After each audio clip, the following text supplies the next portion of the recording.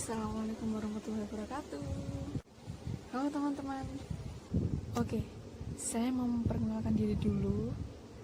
Perkenalkan, nama saya Elna Tasya.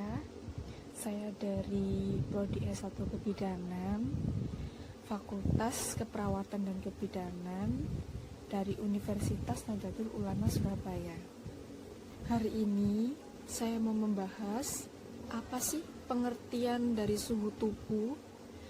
Suhu tubuh itu artinya apa sih? Suhu tubuh itu berapa sih normalnya untuk manusia? Saya akan membahas untuk hari ini. Bagaimana kabar kalian? Gak ada ya? Gak apa-apa. Kita lihat ini pasti kabar yang baik. Karena pada saat ini mewabah virus corona. Virus corona ini emang sangat bahaya sih.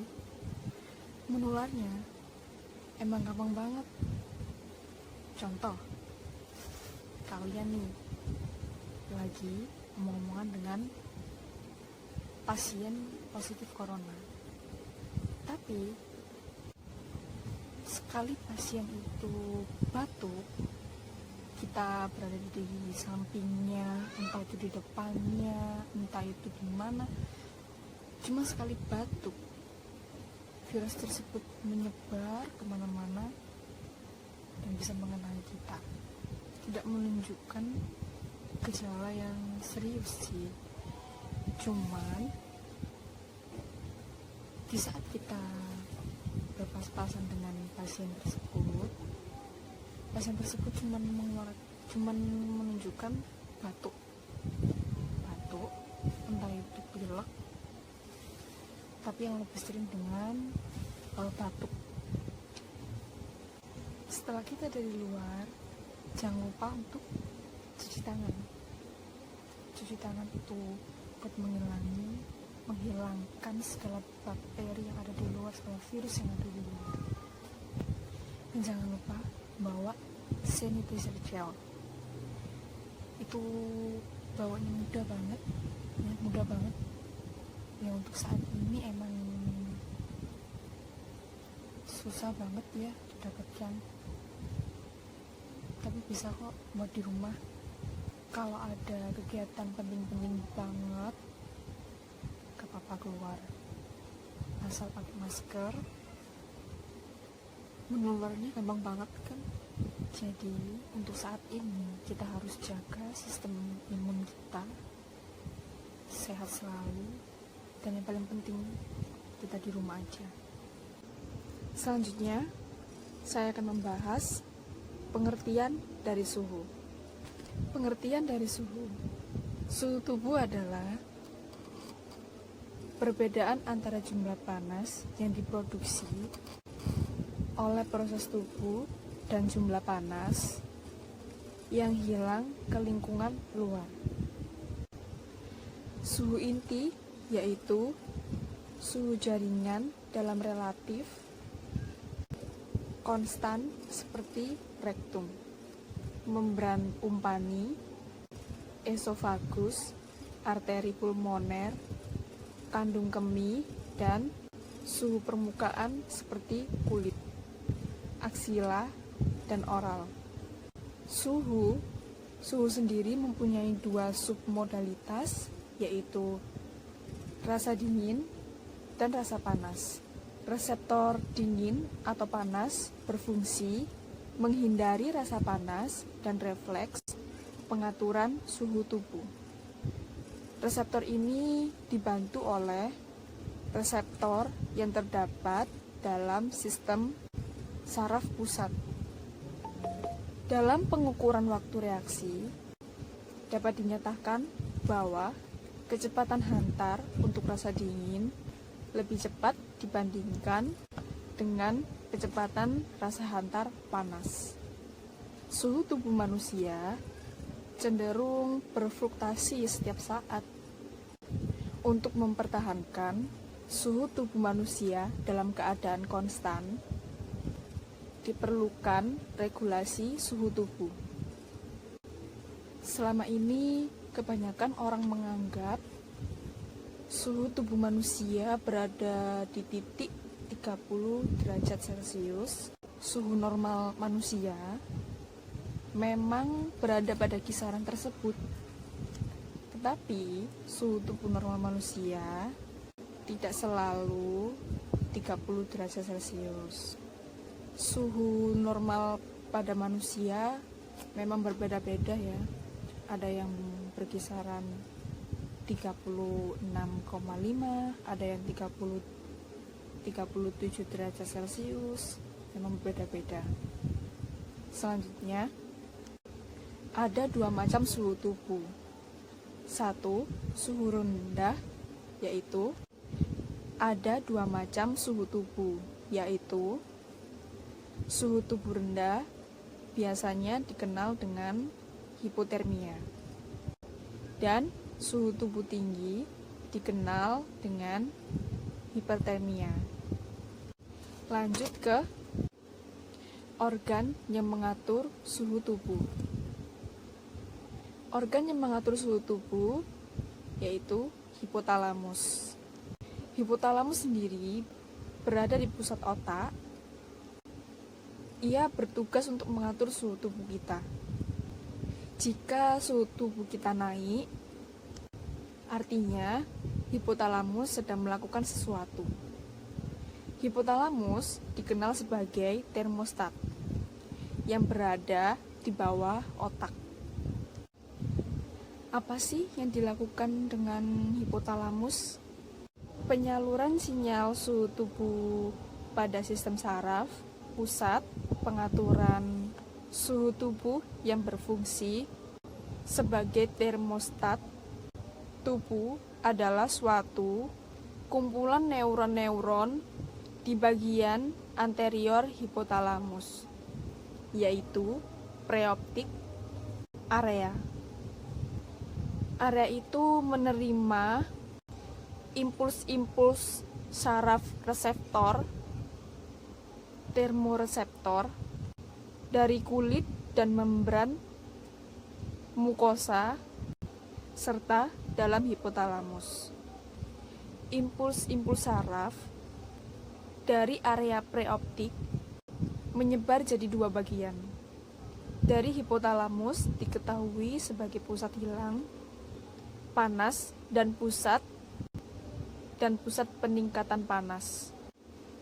Bakteri dan virus bisa masuk melalui mulut kita. Setelah itu, mereka masuk ke dalam darah dan mengeluarkan cairan yang membuat kita sakit. Saat cairan itu menyebar di dalam tubuh kita, di dalam darah kita, hipotalamus akan mendapatkan sinyal khusus. Saat mendapat sinyal, hipotalamus akan menaikkan suhu kita.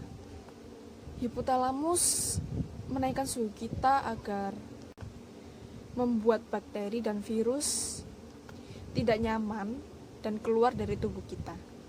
Setelah bakteri itu keluar dari tubuh kita, hipotalamus akan mengembalikan suhu dari yang naik hingga ke suhu kita yang normal sebelumnya. Letak hipotalamus ada dua letak, yaitu hipotalamus anterior berfungsi untuk mengatur pembuangan panas, yaitu berupa keringat kita. Yang kedua, ada hipotalamus posterior berfungsi untuk mengatur upaya penyimpanan panas. Reseptor suhu stimulus dapat datang dari lingkungan, salinitas, suhu udara, kelembapan, cahaya. Lanjut ke penjalaran suhu tubuh kita. Penyaluran sinyal suhu tubuh pada sistem saraf, pusat pengaturan suhu tubuh yang berfungsi sebagai termostat tubuh adalah suatu kumpulan neuron-neuron di bagian anterior hipotalamus, yaitu preoptik area. Area itu menerima impuls-impuls saraf reseptor, termoreseptor dari kulit dan membran mukosa serta dalam hipotalamus. Impuls-impuls saraf dari area preoptik menyebar jadi dua bagian. Dari hipotalamus diketahui sebagai pusat hilang panas dan pusat peningkatan panas. Setiap manusia suhu tubuhnya berubah-ubah ya secara fluktuatif. Hal tersebut dapat dipengaruhi oleh berbagai faktor, yaitu 1. Exercise. Semakin beratnya exercise, maka suhunya akan meningkat 15 kali. Sedangkan pada atlet biasanya meningkat menjadi 20 kali dari basal ratenya. 2. Ada hormon. Hormon ini sendiri mempunyai dua, ada hormon tiroksin dan adalah pengatur-pengatur utama basal metabolisme. Rate. 3. Ada sistem saraf. Selama exercise atau situasi penuh stres, bagian simpatis dari sistem saraf otonom terstimulasi. 4. Ada suhu tubuh. Meningkatnya suhu tubuh dapat meningkatkan metabolisme rate. Setiap peningkatan 1% suhu tubuh inti akan meningkatkan kecepatan reaksi biokimia 10%. 5. Ada asupan makanan. Makanan itu sendiri dapat meningkatkan 10-20% metabolisme rate, terutama intake tinggi protein. 6. Berbagai macam faktor seperti gender, iklim, dan status malnutrisi. 7. Ada usia. Pada saat lahir, mekanisme kontrol suhu masih imatur. Produksi panas meningkat seiring dengan pertumbuhan bayi memasuki masa anak-anak. Regulasi suhu akan normal setelah anak-anak mencapai pubertas. Lansia sendiri sensitif terhadap suhu yang ekstrim. Akibat dari menurunnya suhu, mekanisme kontrol suhu, penurunan jumlah jaringan subkutan, penurunan aktivitas kelenjar, keringat, dan penurunan metabolisme. 8. Ada olahraga. Aktivitas otot memerlukan peningkatan suplai darah dan metabolisme lemak dan karbohidrat. 9. Ada kadar hormon. Suhu tubuh wanita lebih fluktuatif dibandingkan pria. 10. Irama sirkadian suhu.